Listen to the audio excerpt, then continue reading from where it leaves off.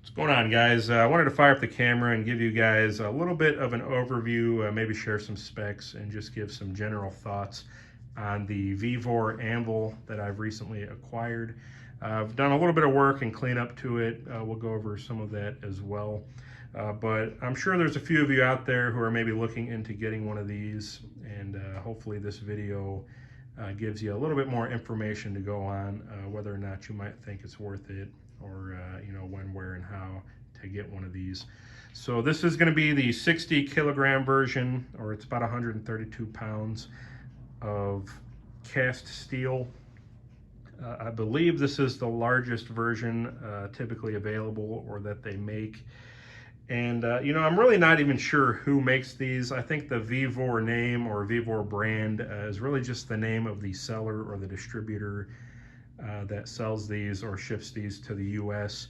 I actually purchased mine from their main website, vevor.com. And just, in the interest of a little more information, when I received my PayPal receipt or my order confirmation, it looks like the payment went to a Sanven Corporation, S-A-N-V-E-N Corporation, which must be the owner of that name or that website. And you guys can kind of do your own research on them. I will tell you just quickly that you're going to see a lot of negative reviews, a lot of complaints, particularly with the Better Business Bureau website and other similar websites. Not specifically with these anvils that I could find, and that was one thing that kind of helped me take a chance on this. Didn't see a whole lot of people who ordered this anvil and didn't get it, or weren't necessarily happy with it. But a lot of their other products, which is really anything and everything, people were complaining that they either didn't receive it, the wrong thing came, or it came broken or soon broke, warranty issues, and so on and so forth. So draw your own conclusions, take that with a grain of salt, I guess, and do what you think is best with that. But I did go through vevor.com. They did appear to have the lowest price. I also was able to find and apply a 10% discount using a web browser plugin that I have. I think it was like a Capital One shopping plugin or WikiBuy or something. So that did take 10% off as well, and it did have free shipping. So price to my door was just under $300. I want to say it was like $298.99, all said and done. And I'm really not going to go into much more detail on that as far as my full, buyer transaction. I'm trying to keep this video a reasonable length.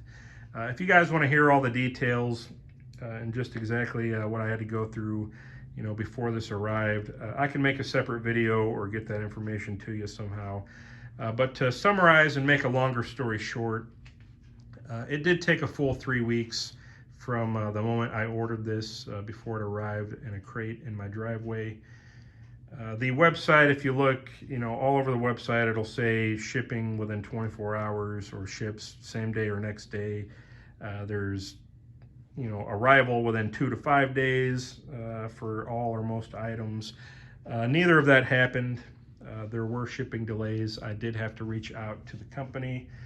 I sent a number of emails. I also made a couple of phone calls, just trying to get some updates. Communication could have been better, at least on their end.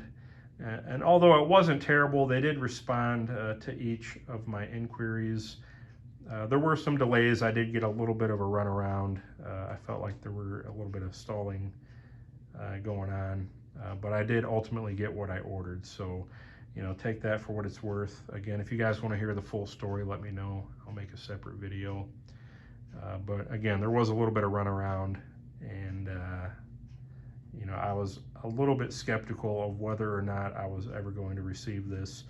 Though I did 3 weeks later. There is a question of whether it would have taken longer or arrived at all had I not reached out and kind of greased the wheels a little bit. But I can't really comment on what didn't happen or what might have happened. So again, draw your own conclusions. I did ultimately get what I paid for, and I did save a few dollars, over going through Amazon or eBay, which often add on like seller fees and things like that. So would I have gotten it faster or easier through eBay or Amazon? Possibly, maybe not. I don't know, but again, draw your own conclusions. Now, as far as the anvil itself, it did come, you know, it was what I expected. There were some heavy kind of casting marks. I could see a split line, you know, on the top and bottom of the horn, as well as the rear end of the anvil. For the most part, though, it was in pretty decent shape. You know, the face looked good. The only thing I've really done to the face was I went ahead and took a flap wheel and a file and just kind of broke and softened all these edges with a small radius. I also softened up and cleaned up these edges on the hardy hole, as well as the top corner of this front horn hole. Just as an FYI, this did come with a lot of casting sand and sediment and such inside these holes. Cold chisel cleaned that out pretty easily, you know, just kind of scraping the sides. I had to hammer a little bit of it out, but it cleaned up pretty nice. You know, it's not a completely, you know, clean square hole. You're going to get a little bit of variance in the casting. That should clean up, you know, somewhat easily with a file, or maybe if you've got one of those long profile belt sanders, like the 1x30s or whatever they are, pneumatic sanders and such. You might be able to cram that down in there if you feel like you need to clean it out some more. But I definitely recommend kind of breaking these corners, as they were pretty sharp and jagged. And I'm not sure if a crack wouldn't kind of propagate across, you know, the anvil if it kind of got beat on a little bit too much. So I did clean that up. This hole cleaned out as well, and kind of using the round end, flipping this over, made pretty short work of that. I also went ahead and took a wire cup wheel, kind of went all around everything just to kind of knock any boogers off and deburr it just a little bit. Didn't get too crazy about removing the paint everywhere, though that might be something I do in the future. You definitely are going to want to clean up the horn though, so I put a little bit of a polish on that. A 60 grit or an 80 grit flat wheel actually works really well, so that's what I used on an angle grinder, and it made pretty short work of it. Now, as far as some quick dimensions, if you guys are thinking about making a stand for one of these or need to plan out your materials on that, the foot or the base of this is about 10 1/4 long, front to back, and about 7 1/2 inches wide. And the height of the anvil is right at 8 inches. Quick length here is 25 1/4 point to point. The top face, we're at about 5 3/4, 5 11/16 wide. The rectangular portion is roughly about 8 1/2 to where it starts to taper back, and that's about 8 1/2 inches as well. So 17 inches long on the face. There is a nice tight taper on the back there. The hardy hole is about 1 3/8 by 1 3/8.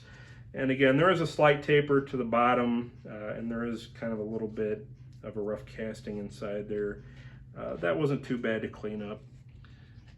And it does taper down to about 1 1/4, 1 5/16 if you're planning on making, you know, any hardy tools. I'm going to say an 1 1/4 square bar will probably fit in here pretty readily. You might need to knock the corners down on it, as there is a little bit of a radius or a rough cast in here. But just some info on that, and it's about 3 1/2 inches deep, or 3 5/8, give or take, to this back side.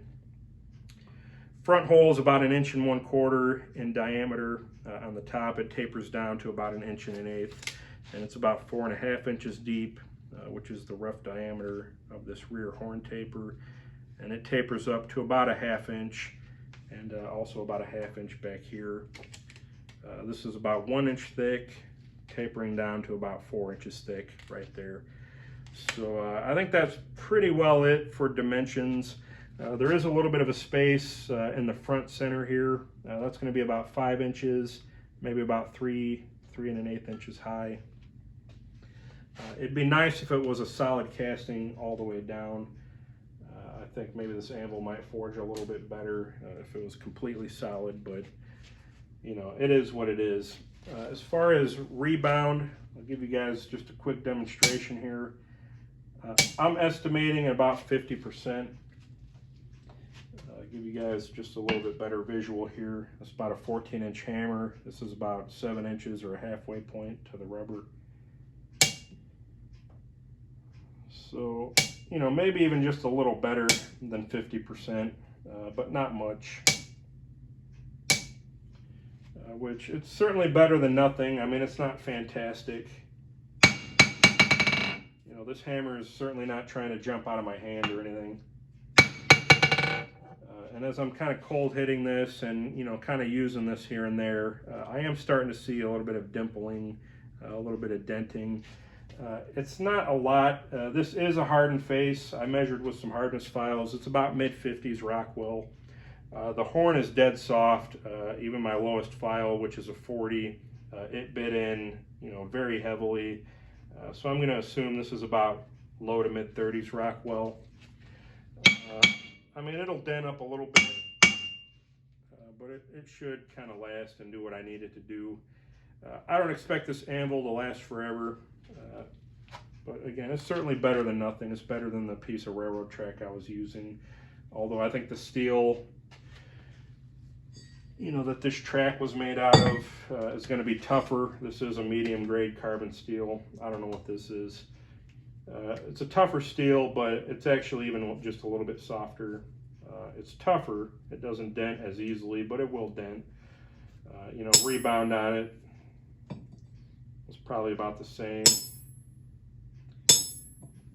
You know, so I do view this anvil certainly as an improvement. You know, at the very least, it's got a horn. Not a great one, but it's got a horn. It's got a hardy hole that I can, you know, make tools for and use.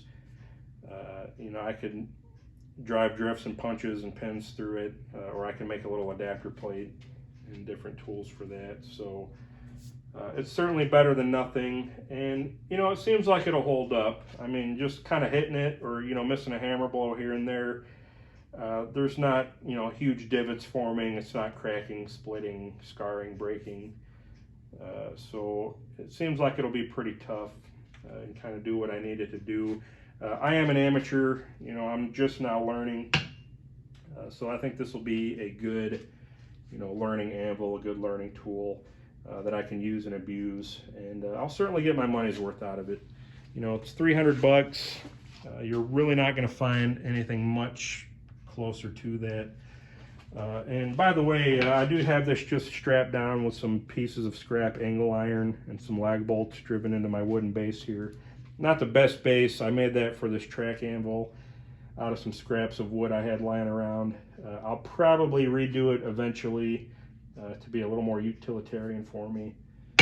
But as far as a ring,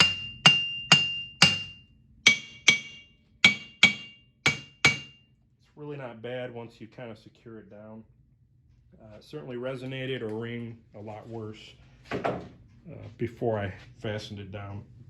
So something to keep in mind there. I didn't have to wrap a chain around it. There's no magnets or anything on it. I know a lot of guys do that. But just kind of bolting it or strapping it down should take care of that. Or if you put it on like a tubular stand, maybe put some sand in the stand, and that'll help as well. Or I don't know if maybe putting something under this void could help that as well. Again, it'd be nice if this was a solid casting all the way down through the feet, but it is what it is. It's 130 pounds of steel, and you know, it's better than, you know, something smaller and lighter in my opinion. So that's pretty much it, guys. As far as my final thoughts, you know, do I feel like it's worth $300? I do. Do I feel like it's a phenomenal deal that I'm going to jump up on my roof and, you know, yell out to the world, hey, buy one of these? Not necessarily. I think it's worth $300. I don't think it's worth much more than that. It'd be nice if it were a little bit cheaper, you know, as would anything. But again, it's 130 pounds of steel being shipped across the country. And yeah, like I said, there were shipping delays, but I did get what I asked for. I did receive a response, you know, whenever I asked for one. So take that for what it's worth. As far as finding anything, you know, better, do I wish I would have taken the 300 and put it towards something else? I really don't. You know, you're really not going to find anything in this price range, probably remotely close to this. Or if there is, I'd love to hear about it. You know, even on the used market, you're not going to find anything worth having for less than $3 a pound, you know, which is what this is. Around here, you know, even the lowest price you're going to find on an anvil that looks like it's been beat up and blown up and thrown off a cliff, you're probably going to pay at least $5 or $6 a pound for it. If not in some cases, $8, $10, or $12 a pound. So, you know, that's just a drop in the bucket, you know, as far as the 300 is concerned. You know, even if you go newer, like a petting house or something like that, again, you're talking hundreds and hundreds of dollars, you know, if not over a couple thousand, especially in this size range and for these profiles. You're doing pretty good for 300, and I think it is worth it. I think I will get my money's worth out of it. It's not perfect. There are certainly things that could be better, but it is usable, and you can clean it up. Again, definitely sharpen or soften your edges as they do come a little sharp. You know, clean up that horn a little bit. I think it'll hold up okay as long as you keep your steel hot. And it'll do what I need it to do, certainly better than, you know, a piece of scrap or a piece of railroad track would. So, you know, take that for what it's worth. Now, I will say, I think you can get a post anvil from USA Knife Maker. They used to be, I think, in the $500 or $600 range for like a 12-inch tall. It's probably like a 60-pound anvil, if I remember right. You know, that may actually forge just a little bit better than this, but it doesn't have a horn, it doesn't have a hardy. It's kind of a different animal altogether. That might be about the only thing I would have rather put my $300 towards, and that may be something I buy in the future. But again, for a hardy hold, you know, horned anvil with a usable shape or profile, you know, for general blacksmithing, knife making, whatever, I don't think you're going to get much better than these Vevor anvils or whatever the brand or maker is. They're not bad. So, you know, I'll give them my recommendation. Just keep your expectations in check and, you know, use it for what it's meant for. And I think you'll be all right and be happy with the purchase. So, hope this video helped you guys out. You know, keeping in mind I'm an amateur, take everything with a grain of salt as always. But I do appreciate you guys watching, and we'll see you on the next one.